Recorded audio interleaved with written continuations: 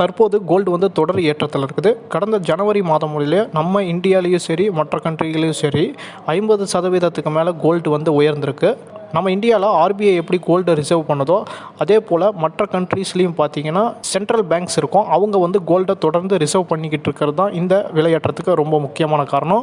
கோல்டை வந்து ஒரு முக்கியமான அசட்டாக பல நாடுகளில் இருக்கக்கூடிய சென்ட்ரல் பேங்க் வந்து வச்சுருக்காங்க. இது எல்லாமே டன் கணக்கில் வச்சுருக்காங்க. ஒரு டன் கோல்டு அப்படிங்கிறது 1000 கிலோ கோல்டை வந்து குறிக்குது. இப்போ இந்த வீடியோவில் கோல்டு ரிசர்வ் பண்ணி வச்சிருக்கிற முதல் 10 நாடுகளை பற்றி நம்ம தெரிஞ்சுக்கலாம். இப்போ நம்ம பார்க்க போகிறது ஜூலை 2025 வெளியான டேட்டா.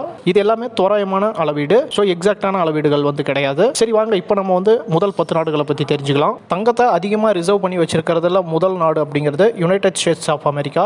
8135 டன்ஸ் ரிசர்வ் பண்ணி வச்சுருக்காங்க.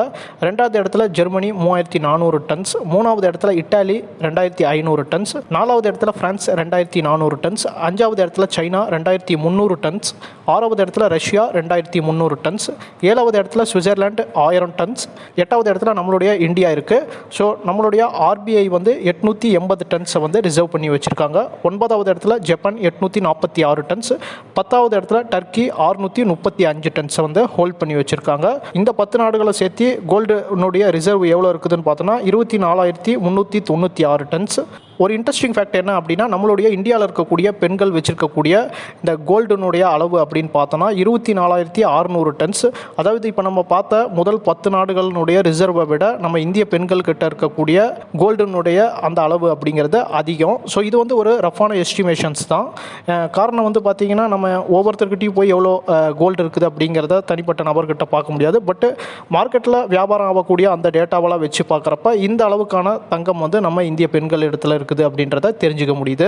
இந்தியாவை பொறுத்தவரை இந்தியாவில் இருக்கக்கூடிய நபர்களும் பார்த்தீங்க அப்படின்னா கோல்டை வந்து ஒரு பெரிய அசட்டாக பார்த்து அதை வந்து முதலீடு செஞ்சு அதை ஒரு சேமிப்பாகவும் பார்க்குறாங்க. இந்திய பெண்களும் சரி இந்தியாவில் இருக்கக்கூடிய குடும்பத்தாரும் சரி தங்கத்தை ஒரு பாரம்பரியமான அணிகலனாகவும் அதே போல் பாரம்பரியமான முதலீடாகவும் வந்து பார்க்குறாங்க.